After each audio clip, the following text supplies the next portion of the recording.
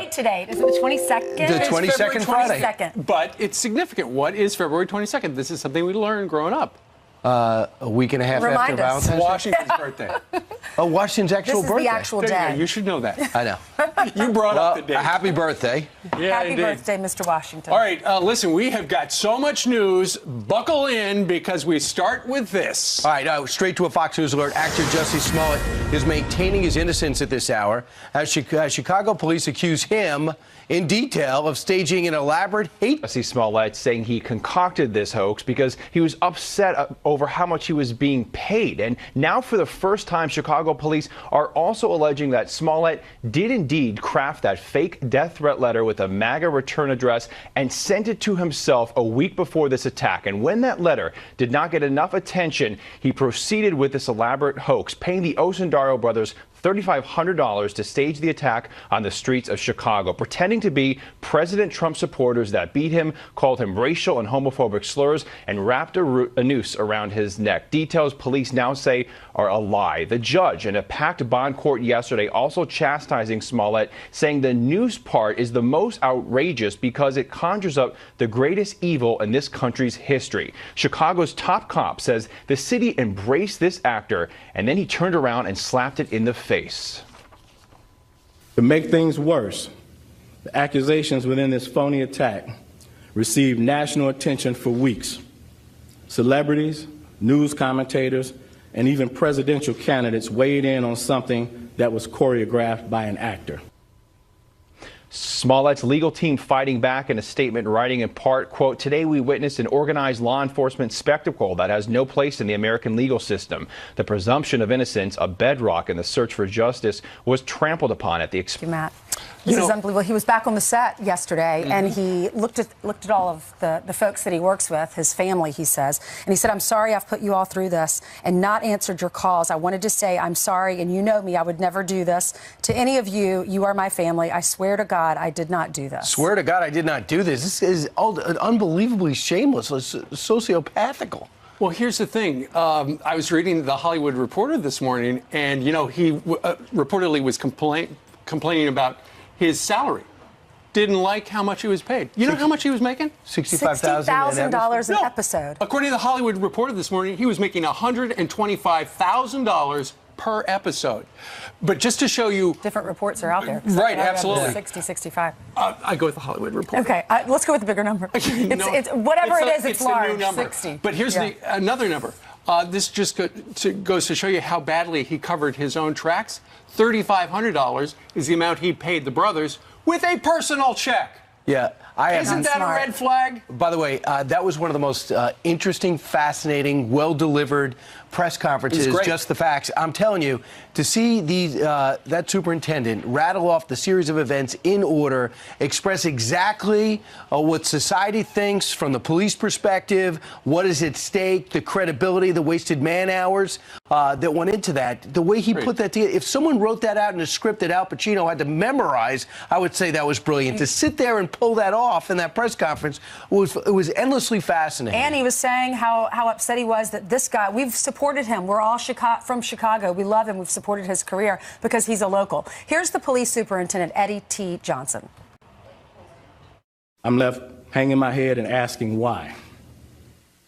Why would anyone, especially an African-American man, use the symbolism of a noose to make false accusations? How could someone look at the hatred and suffering associated with that symbol and see an opportunity to manipulate that symbol to further his own public profile? How can an individual who's been embraced by the city of Chicago turn around and slap everyone in this city in the face by making these false claims? Bogus police reports cause real harm.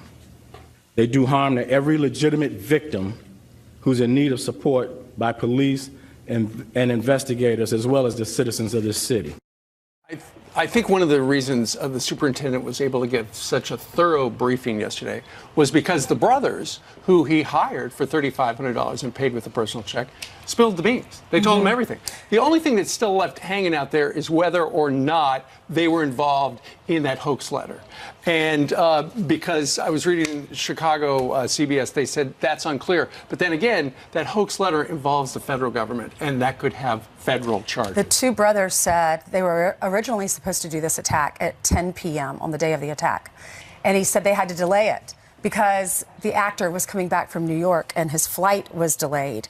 But he said they sat in the car with him, with the actor, on January 25th, and they planned this attack. Yeah. And then as far as the episodes are concerned in the show Empire, puts Fox in a tough position because they have a week and a half left of shooting, or a week of shooting. They have an episode and a half left to finish the 5th season. You know, this is what every NFL owner in the league has to deal with all the time. You got accusations, you have accusers that seem credible, you have a thorough, and all of a sudden they go, "What? Nothing's been proven. Innocent been proven guilty. How do you stop someone from making a living until they have their day in court?" Meanwhile, Kamala Harris immediately with some of the people, I guess he has a relationship with Jussie.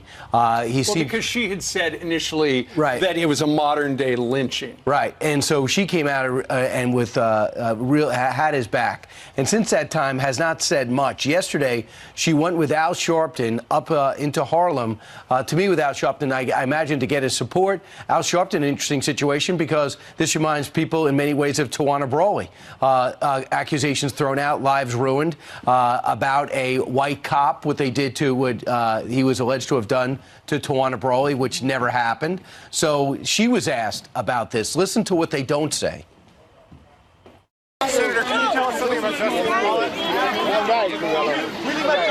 Senator, can you comment on Smollett's case? Reverend. Is this bad for the party? Senator Harris, can you come? Mo, what do you think about Jussie Smollett? Did you jump to the smoking gun defense too early? Comment on the Smollett case? Good work, Sharpton. Good work, Sharpton. What did you guys talk about? Well, that's when they exited from their 20-minute lunch, according to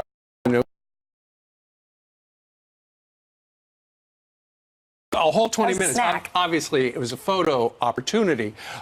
Because Kamala Harris did not say anything after all those questions, she felt obligated to put out a statement, and she did. She said, like most of you, I've seen the reports about Jussie Smollett, and I'm sad, frustrated, and disappointed. At the same time, we must speak the truth. Hate crimes are on the rise in America. We must always confront hate directly, and we must always seek justice. That is what I will keep fighting for. So they were asking him about her about Jussie Smollett, but also on the way in, asking about her dad, because she had put out the comment about, look, the reason I smoked pot was because half my family's from Jamaica or something like that. And she giggled. And then he put out a statement, her own father, talking about how he did not like identity politics. Right, and how his ancestors are probably rolling over in their graves and not to stereotype Jamaicans. Now compare this to the way Donald Trump handles controversy every single day. He handles like 5 major issues. He'll sit there in the Oval Office and take questions from everyone, mostly adversarial press. She's had 2 days where she has to answer questions. I don't consider that difficult. You know, you can honestly say, I believe the guy I got to know,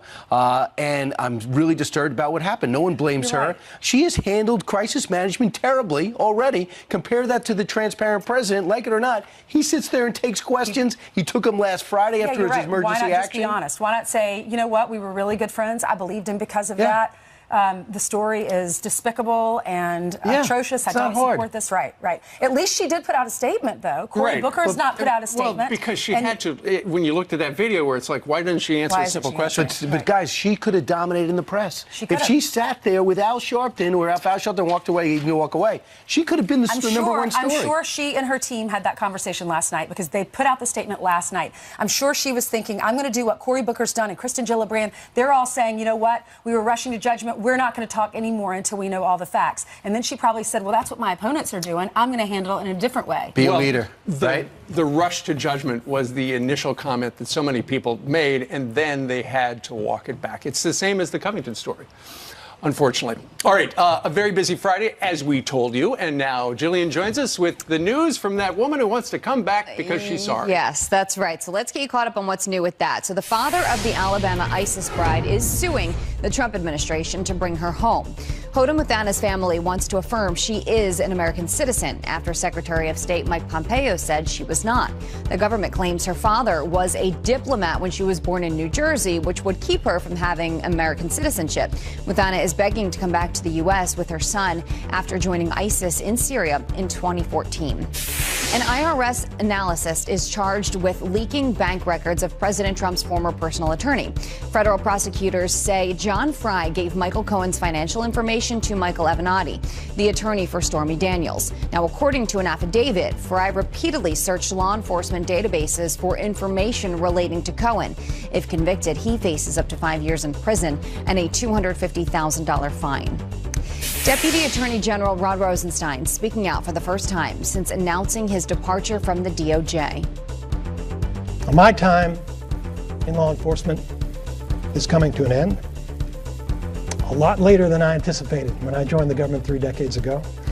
Rosenstein is expected to step down after the Mueller probe wraps up, which could be as early as next week. President Trump will nominate Deputy Transportation Secretary Jeffrey Rosen as the next Deputy Attorney General. Let's look your headlines. I'll send it back to you. So I guess his book will come out in about 6 months. I know, Right, absolutely. Is that all he said? It'll contradict Andy McCabe's as well as James Comey. Thank you, Jillian. Right. All right, meanwhile, on this Friday, a new caravan apparently starting to be on the move in Mexico as migrant shelters on our border are overflowing. Griff is live outside one of those shelters. He's in Mexico, and Griff is next. That's exactly what Griff looks like. And it's a real-life star is born. The woman who blew Michael Bublé away at his own concert. And that's right, it's Bublé. And her name is Yvonne.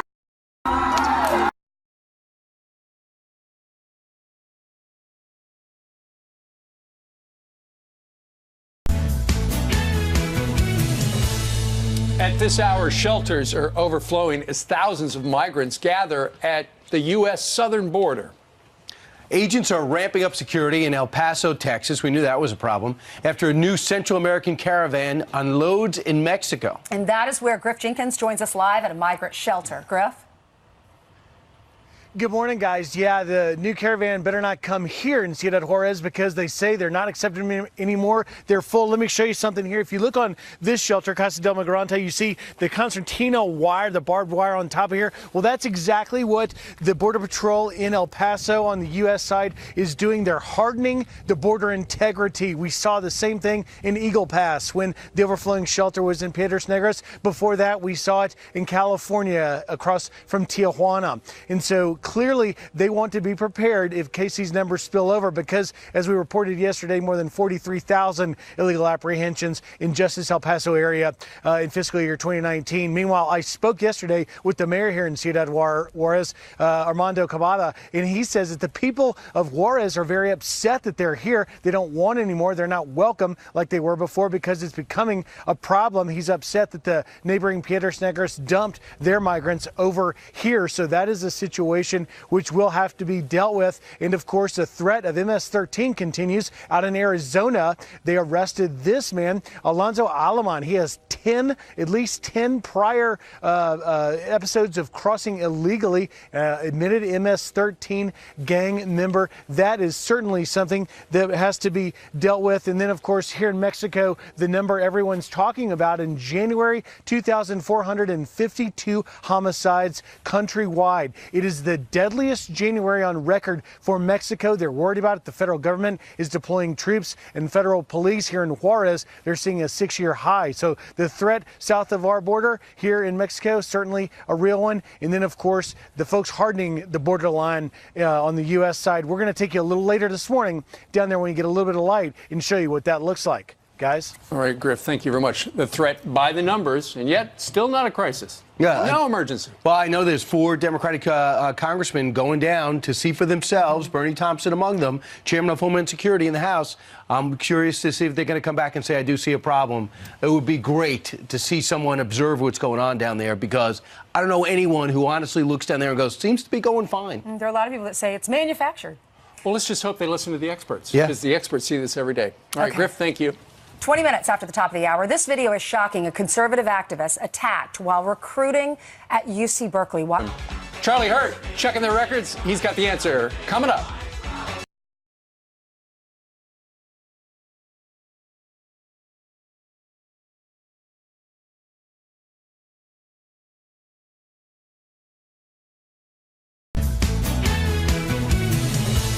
All right, some quick headlines right now. Let's get started. House Democrats are introducing a resolution today to block President Trump's national emergency on our southern border. Big shocker. Texas Congressman Joaquin Castro is leading the push and hoping to get a vote by next month. He also wants to be president. And Bernie Sanders is expected to sign a DNC pledge next week that he's running as a Democrat in 2020. Wouldn't that be novel? It comes after complaints that Sanders fought Hillary Clinton for the 2016 nomination, despite being an independent. And the Puerto Rican mayor who ripped into President Trump after Hurricane Maria is feeling the burn. San Juan Mayor Carmen Jolene says Cruz has just signed on to be a co-chair of Bernie Sanders' campaign. Cruz tells NBC she's been working with a Vermont senator since 2016 to help Puerto Rico recover. There you go. Steve.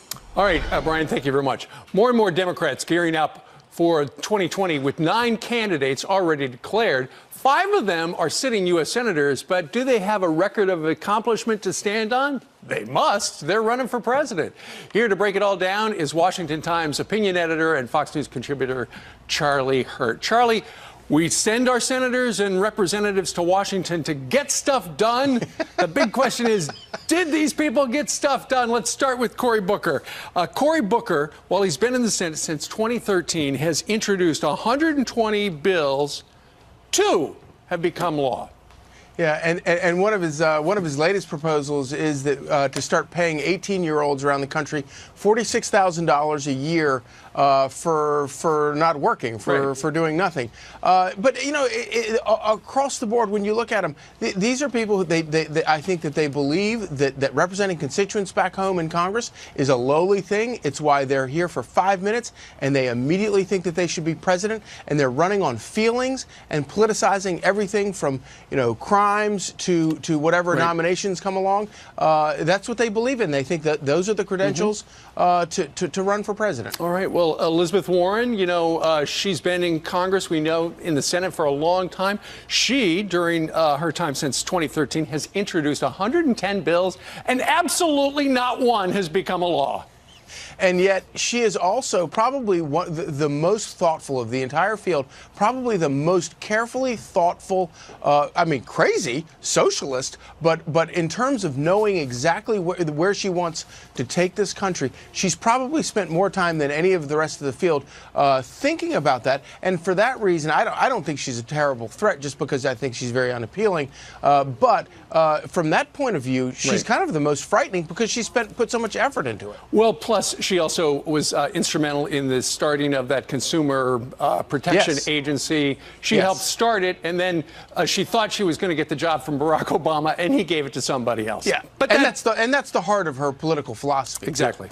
All right, Bernie Sanders technically is an independent, although the Democrats are going to make him sign a letter this week that says, I'm a Democrat. He has, during his long service since 1991, introduced 364 bills, and 3 have become laws. And I mean, hadn't life been great for you ever since 1991 when he came to Congress? I mean, he's kind of fixed everything, hasn't he? He's really put his shoulder to the wheel, and we've seen some great results. But he's probably my favorite because he's been around so long. Right. He was obviously in the House before he was in the Senate. And what does he have to show for it? Well, he has a bunch of he had a great run in 2016. But the problem for him is, of course, he's kind of an old flavor, and Democrats tend to kind of move on. They want something fresh and new, and I don't know how he's going to pull all that together this time. Well, nonetheless, the Democrats are starting to try to out Bernie because he did do so well. The big winner in this list so far, Amy Klobuchar of the great state of Minnesota. She has introduced 390 bills since she joined in 2007. 14 became law. Her problem, though, is we're talking about a primary, and she's more in the middle. She's not quite out at the wings. Yeah, this is the funny thing about Amy Klobuchar. She's considered, because she's compared with the rest of the field, she's considered a moderate, reasonable person. This is a person who believes in that the government should require employers around the world, around the country, to enforce a minimum wage. Yet at the same time, she was not paying her own employees in the Senate a minimum wage. She had free interns working for free. Now, she changed all that when she decided to run for president. But this is a woman who couldn't bring herself to vote for President Trump's qualified nominees, could not bring herself to vote for William Barr for Attorney General, who by all accounts is a qualified, independent sort of person. They're just simply not that serious. And when you consider that she is sort of the gold standard for being sort of a moderate among this field, it's kind of scary. Well, it sounds like you read the Oppo research on her. Finally, Kamala Harris yesterday would not comment on Jussie Smollett or her father's comments about her. She, since 2017, has introduced 54 bills, 0 laws. But then again, when you look at and it's not surprising that the record is so bad right there, but when you look at Barack Obama, remember when he was in the Illinois state legislature, I think he voted present over 100 times. So is it about having a record or not having a record? No, I think it's not about having a record. It's about sort of capturing a feeling. And that's what these people are running on. They're running on an emotional feeling and trying to appeal to voters that way because they have no record and they have no accomplishments to point to. Well, we've looked at the numbers. Charlie Hurt, thank you very much. Have a great weekend. Thanks. Of General Lee. The only problem? They got the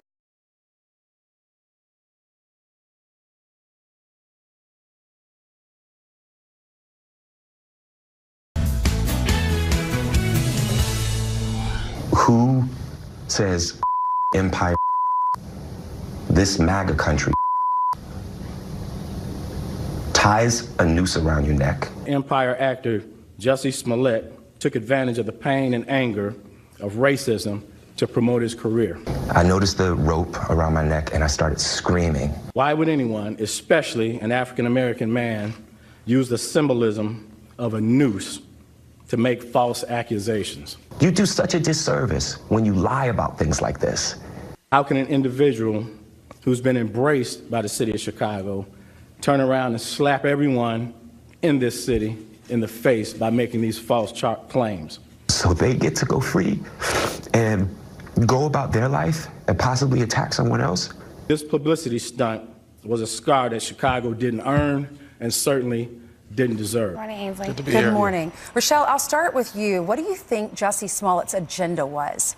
You know, I really don't know. And at this point, even though, this is a lie by Jussie, it does not negate the fact that racism is real in this country. And I really think that he has done a disservice to people who are going to be, unfortunately, victims of hate crimes. But I think we also have to recognize that racism has been used as a tool in this country. Black people using it against white people using it against black people. And I think that Jussie's case highlights that fact. I mean, who can forget in 1994 with Susan Levon Smith accused a black man of murdering her children when in fact she is the one that murdered her 3-year-old and 14-month-old. Also, the most egregious case I can think of in our history that got national attention was that of Carolyn Bryant, who should still be held as an accomplice to the murder of Emmett Till. And so it's unfortunate, and I think that we have to find a way to silence bigotry and hate so that we cannot use it against each other. Richard, he's famous. He's from Chicago. Everyone there is so proud of him, or was so proud of him. He had an opportunity at on a national stage to really push his agenda and to do good for his causes. As a black man, as a gay man, what do you think about this? Well, first is this. I mean, I think if this is a hoax, and the reason why I use if is because I think Jussie deserves due process just like every other American does, and we have to see what these court cases come out and what they say. But if this is a hoax, then here's what we have to realize is that Jussie's case is an exception and not a norm, because each and every day there are LGBTQ folks who are beaten because of how they show up in the world. It happens in Chicago. It happens right here in Washington, D.C. It happens in Atlanta. It happens in New York. And it happens in Los Angeles, where mega DNC donor Ed Brooks is still walking free when 2 black men were found dead in his home. So we have real problems in this country that we've got to deal with, but we can't sit here and look at the boxes and look at this one case and say, let's throw the baby out with the bathwater. Let's remember that hate crimes are up, and hate crimes are real, and hate crimes happen to people that I know each and every day. Yeah, Pastor Brooks, he makes a great point. What do you think about that? Is the media going to change the way they cover these stories because they're scared, they don't know the truth? Who's telling the truth? What does this mean going forward for people who are really victims of hate crimes? Well, going forward, I would hope that hate crime victims would get the attention that they need. I really feel bad about the whole situation here in Chicago, especially since we already have a cloud over our city with so much violence going on. You know, a lot of people don't understand that by him doing this, it took a lot of resources away from our city. Only 17% of murders are solved in the city of Chicago. Only 7% violent crimes, non-homicides are solved. So, you know, it took a lot from our city, and I hope and pray that things will be worked out. Well, what is the city of Chicago saying? Are they still supporting him? Because apparently, according to TMZ, he was on the set of Empire yesterday, and he said he's so sorry. He would never do any of this. You're my family. I swear to God, I did not do this. Well, you know, in Chicago, a lot of people didn't believe the story anyway, so I'm just going to be truthful about it. If you go on social media, if you go on Facebook, social media, Twitter, in the neighborhood, there are a lot of people who just didn't believe that there are going to be two white individuals walking around at 20 below in the winter of Chicago and happen to stumble upon him and do this vicious act. So it's very disheartening, and it's really despicable if this is true, that he would do such a thing to the city of Chicago. Ainsley, can I jump in really quick? Yeah. I understand that it was cold in Chicago, and I want to take the logistics out of this for a minute. The reason why this story was believable for so many people in the LGBT and in the black community is because we have seen multiple times in which we have been victims. When you have black people getting the police called on them for having a barbecue, for going to the pool with socks on, for studying in their dormitory, it's not hard and it's not inconceivable to think that something like this could potentially happen. I understand it was cold, but if you look at the racial tensions in our country right now, this is something that is very possible, and it is happening. Yeah. I mean, I think that's a good point that Rochelle brings up. And you think about in Chicago, you have the case of Laquan McDonald, which is why people were very slow in the black and LGBTQ community to believe the Chicago Police Department at face, because after the Laquan McDonald cover-up, people were like, well, I know that there's a breakdown in trust between communities of color and police, and I also know that this is somebody who is beloved by the black community, whose character had broken the lines when it comes to talking about homophobia in the black community. And so this has been a very, very hard couple of days for people in the LGBTQ community and for people of color, because of who Jesse represents and what Jamal Lyons, his character on the show Empire, meant to the community. Thank you all for being with us. I really appreciate you all weighing in. Have a good weekend. Thank you. All right, let's hand it over to Jillian, who has some headlines for us. Hey, Jillian. That's right. Good morning to you, Ainsley. To you at home as well. A conservative activist is assaulted. Police believe the criminals confused Major General William C. Lee for Confederate General Robert E. Lee. Bit of a difference. The crooks caused hundreds of dollars in damages and left burn marks on the monument. There is a reward out for information. Michael Bublé hands the microphone over to a fan, and she blows him away. Check it out.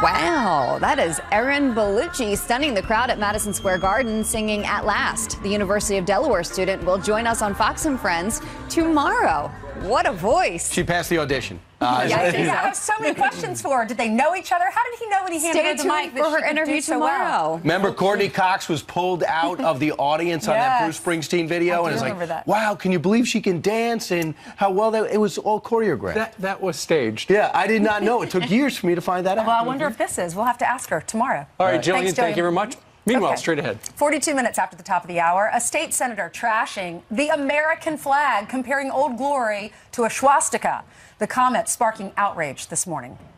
Plus, John James reportedly in the running to be the next UN ambassador. Would he want the job? Will he get the job? Well, ask him. And it's a question on many Jeopardy fans' minds. Who will be Alex Trebek's replacement? His surprising answer coming up. You're watching Fox and Friends for a Friday. In the form of a question.